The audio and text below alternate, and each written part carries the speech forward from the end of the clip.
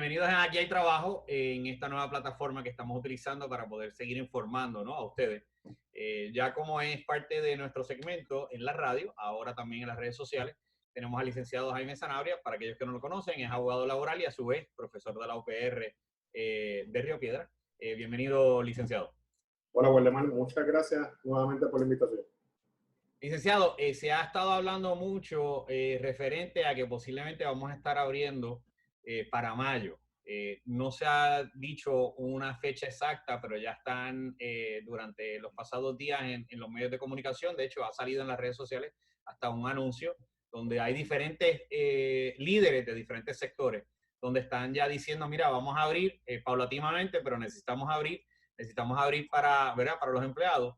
Pero no se ha hablado todavía aún cuáles son esas responsabilidades que tienen los patronos.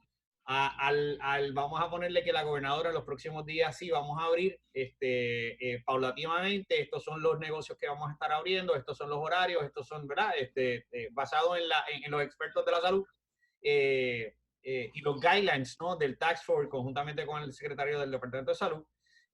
Pero ¿cuáles son esas responsabilidades que tiene el patrono al abrir? Y dos, ¿cuáles son esos derechos que tienen los empleados? Porque pues los empleados sí necesitan ir a trabajar, pero dentro de una pandemia son unos escenarios totalmente diferentes. A ver si nos puedes orientar. Sí, como no, pues Waldemar, como tú sabes, en Puerto Rico operan y aplican tanto leyes federales como estatales. Y ambas, hay dos leyes, hay una ley federal y otra estatal. La federal se llama OSHA, en Puerto Rico se llama Puerto Rico OSHA. Esa ley exige que todo patrono le dé un ambiente de trabajo seguro y saludable a todos sus empleados. Okay. O sea, que ningún empleado que vaya a trabajar, Waldemar, puede ir a arriesgar su salud. Ningún empleado que vaya a trabajar puede hacerlo bajo el riesgo de perjudicar su seguridad. Eso significa que en el contexto de esta pandemia es posible que en ocasiones, o si no la mayoría de las veces, un patrono tenga que adoptar unos protocolos de seguridad para lidiar con el trato de la pandemia, tal como lo exhortó la Secretaria del Trabajo en la Carta Circular 2020-002, notificada la semana pasada.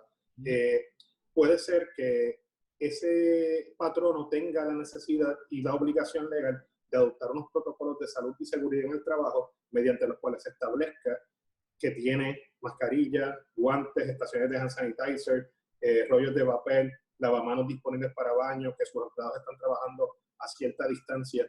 Y de igual forma, los trabajadores pueden ir a esos lugares de trabajo en caso que su patrono no tenga todo el equipo necesario para lidiar con esta pandemia, con ese equipo. Y ningún patrono, por ejemplo, o el demarcado que yo he escuchado mucho por ahí, que han habido patronos que le dicen a los empleados, quítate la mascarilla porque los clientes se asustan o porque a los clientes no les gusta. Y eso no es algo sabio, no es inteligente. Ningún patrono debería estar diciéndole a sus empleados que no utilicen equipo. Al final del día puede proteger su salud y salvar su vida. Así que es muy importante que todo patrono en Puerto Rico sea consciente de que tiene unas obligaciones de ley donde tiene que adoptar unos protocolos y en esos protocolos establecer y decirle a los empleados qué tiene disponible a su haber para protegerlos. Y de igual forma, esos empleados pues tienen unos derechos a protegerse.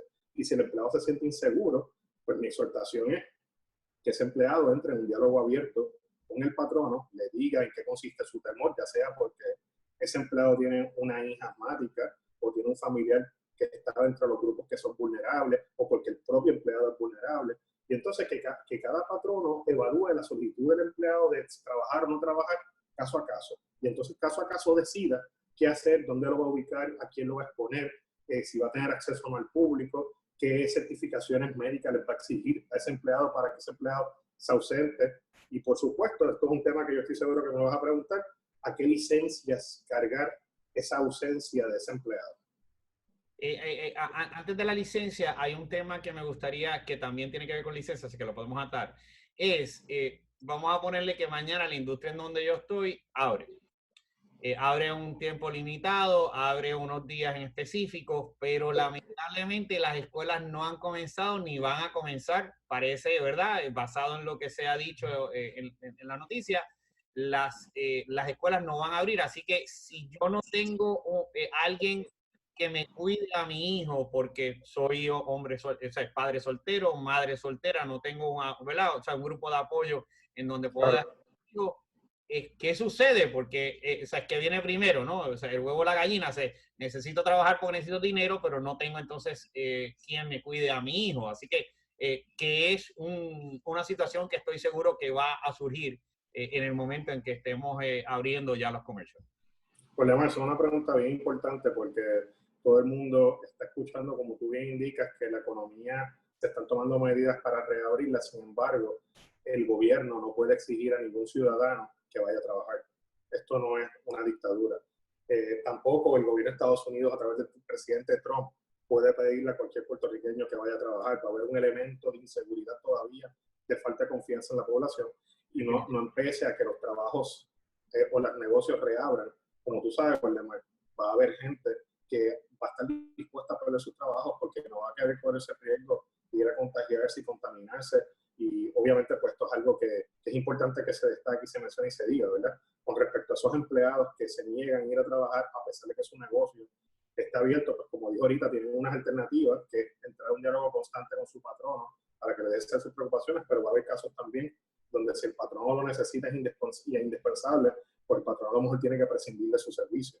Así que yo sé que estos son dos cosas que a lo mejor esto último no me lo preguntaste, pero para esos empleados que cuando el comercio reabra tengan que cuidar a un hijo, pues por ejemplo, hace un mes atrás, el Congreso de los Estados Unidos aprobó lo que se conoce como la Ley Federal de las Familias Primero en respuesta al coronavirus. Y esa ley contempla la creación de 2 licencias nuevas, una de 10 días con paga y otra de 12 semanas paga, de los cuales de esas 12 semanas los primeros 10 días en teoría son sin paga.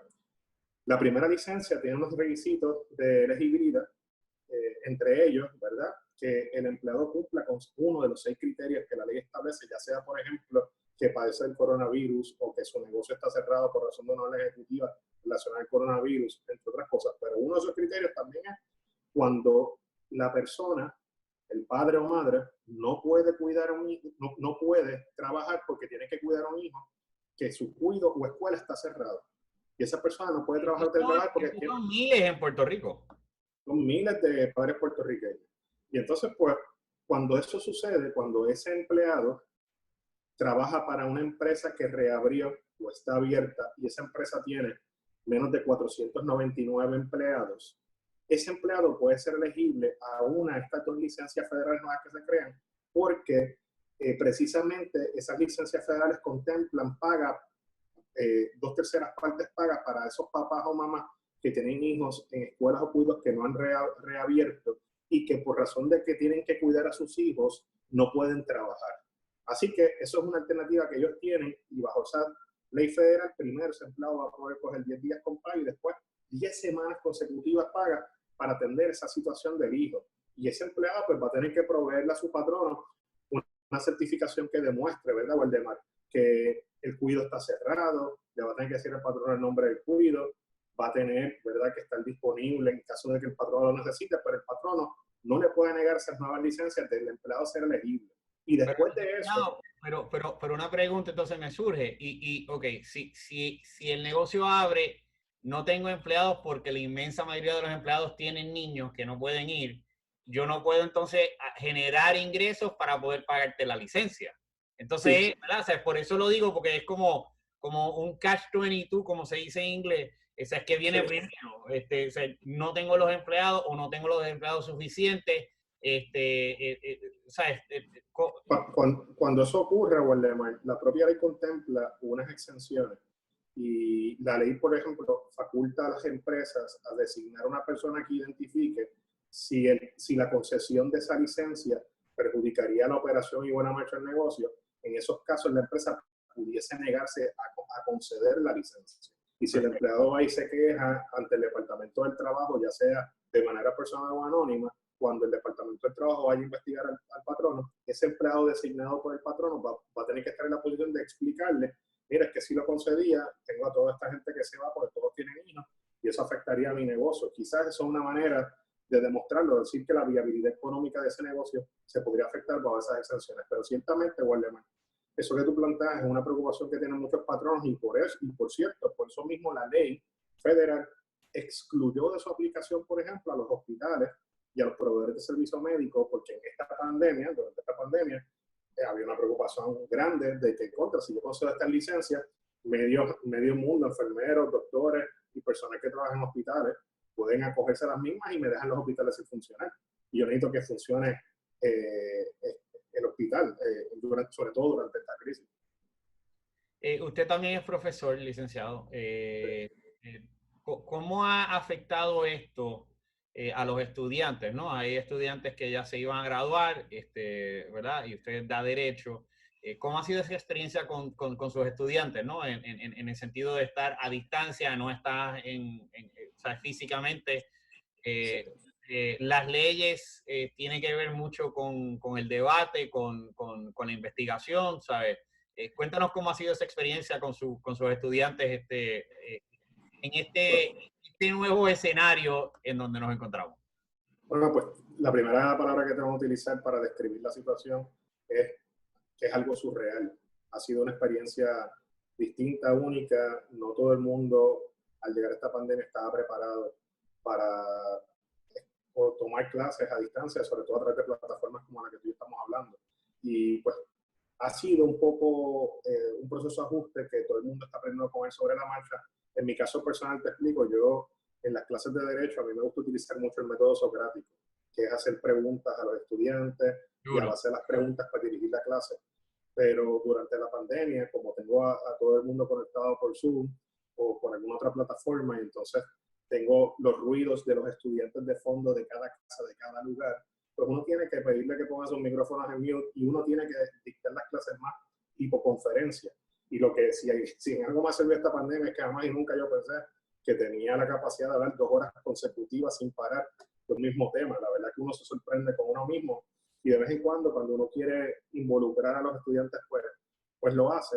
Eso por una parte, por la otra, pues las clases a distancia remotamente nos ha hecho también el proceso de interacción con los estudiantes un poco más flexible y aparte de las clases cuando se supone que se den, pues también nos ha permitido tener acceso y comunicaciones de una manera más inmediata y efectiva fuera de los horarios regulares de clase. Así que ha sido una experiencia retante, pero al mismo tiempo todo el mundo está aprendiendo sobre la marcha, se está sintiendo cómodo, el conocimiento se está transmitiendo y al igual que yo tengo muchos compañeros en la misma situación, veo quizás una merma en el número de preguntas que los estudiantes le hacen, pero lo hacen a través del chat de la plataforma, lo hacen por texto, son menos, pero lo hacen.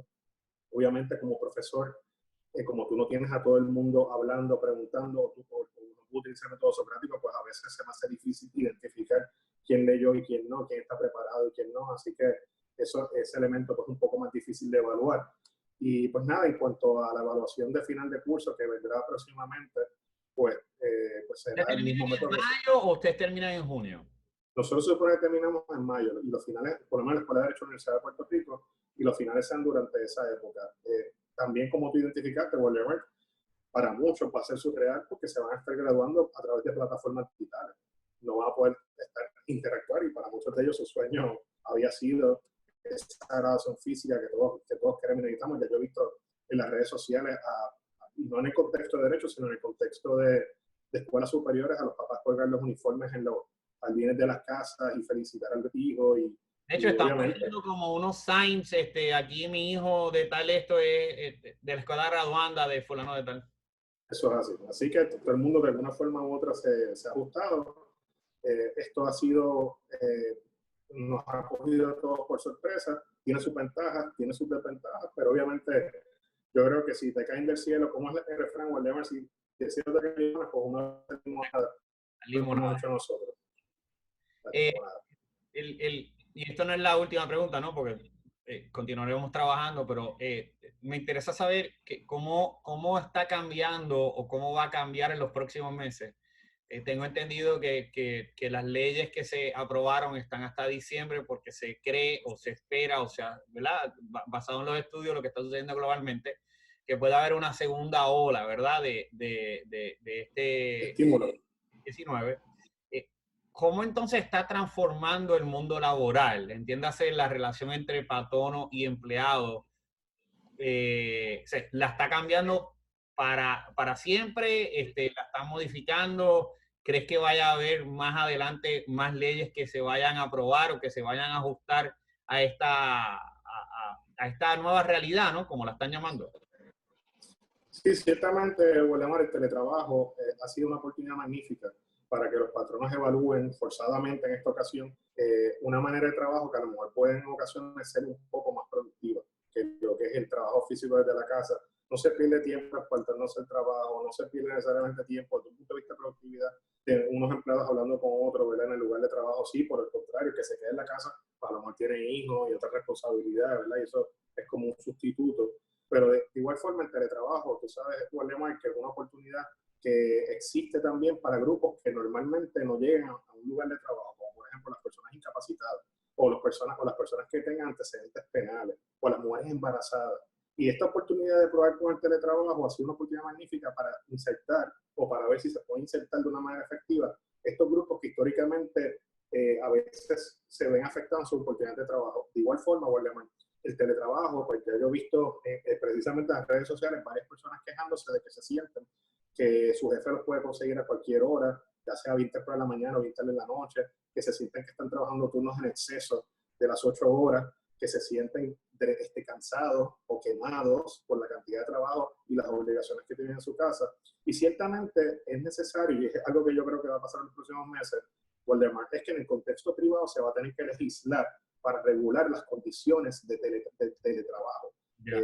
Cómo se pagan las horas extras, qué licencias tiene el empleado de derecho, qué tipo de contacto o comunicación puede establecer el patrono con ese empleado, si le puede exigir al empleado que tenga su cámara prendida y así al mismo tiempo ver el interior de su casa. ¿Qué sucede con el empleado que mientras está de camino al baño después de una reunión del teletrabajo se repara y tiene un accidente? ¿Está cubierto por la póliza del fondo o no? Son muchas cosas interesantes que el legislador va a tener que atender. Y como tú bien identificas, Waldemar, ahora mismo hay unas leyes que tienen carácter temporero, como esas que mencionaste de las 2 licencias federales nuevas, que su duración es hasta el 31 de diciembre de 2020. De igual forma, recientemente la legislatura de Puerto Rico aprobó una enmienda a la ley 180-98 para crear una nueva licencia de enfermedad para situaciones de emergencia cuando la enfermedad esté relacionada con la pandemia, con la epidemia o con la declaración de estado de emergencia por razón de salud que se hizo, y esos son 5 días con paga. Así que yo creo que la de Puerto Rico no es temporera, es como indefinido y parece que se va a dar en cada pandemia. Pero, por ejemplo, yo he escuchado a muchos científicos decir que esta pandemia va a volver a repetirse y que la vamos a tener hasta el 2022. Así que no me sorprendería que el Congreso, de alguna forma u otra, enmiende las leyes que ya ha adoptado o haga unas nuevas, de nueva creación, para extender estos beneficios u otros en el futuro, ¿verdad? Porque realmente la pandemia nos ha demostrado que como seres humanos somos demasiado poderosos, tenemos unas limitaciones. Obviamente los legisladores, el Congreso, la Casa Blanca, el gobierno de Puerto Rico van a tener que hacer ajustes en legislación para reconocer esta nueva realidad laboral que exige que tú te quedes trabajando desde la casa por razón de que tú no puedes necesariamente controlar la naturaleza y el mundo exterior. Bueno, licenciado, y lo interesante de todo esto es que estamos en año eleccionario, estamos en la última sesión legislativa, así que me imagino o entiendo yo que entonces la gobernadora estará convocando una extraordinaria, tanto en cuanto se vea la necesidad de legislar el teletrabajo, entre otros asuntos que tenga que ver con la legislatura, ¿no? Eso es así, yo creo que eso es lo que se espera. Ya tú has visto cómo le ha caído también fuego a la gobernadora, porque el día reciente ha adoptado una serie de medidas a través de órdenes ejecutivas y la gobernadora no necesariamente tiene ese poder, ¿verdad? Tú sabes que en Puerto Rico hay 3 ramas de gobierno, el ejecutivo, la legislatura y la judicial. Y crear derechos, reconocer derechos, legislar, es una facultad que tiene la legislatura. Sin embargo, recientemente hemos visto una serie de órdenes ejecutivas donde se está dando inmunidad a ciertas personas, donde se están excluyendo ciertos negocios de cierto tipo de actividad que rayan en esa área de legislar. Y yo creo que la gobernadora, por la presión pública que está recibiendo, va a tener que convocar esta asamblea extraordinaria para tratar de atender muchas de las cosas que están ahora mismo al aire y que no se les ha dado respuesta, pues porque ya sea porque teníamos limitación de recursos económicos y también en recursos médicos y otras cosas. Licenciado, le agradezco obviamente su comparecencia, no solamente aquí, sino también en la radio y su disponibilidad. Sé que hay mucho trabajo para los abogados laborales con toda esta, ¿verdad? Con todas estas nuevas legislaciones y todas estas nuevas realidades que hay que estar orientando a las personas. Así que estaremos poniendo dentro del video más información sobre usted para si alguien necesita contactarse. Así que muchas gracias y sé que este es de muchas conversaciones que vamos a estar teniendo próximamente. Eso es así. Gracias a ti, como siempre, Waldemar, por la invitación y muchas felicidades por ese encuentro.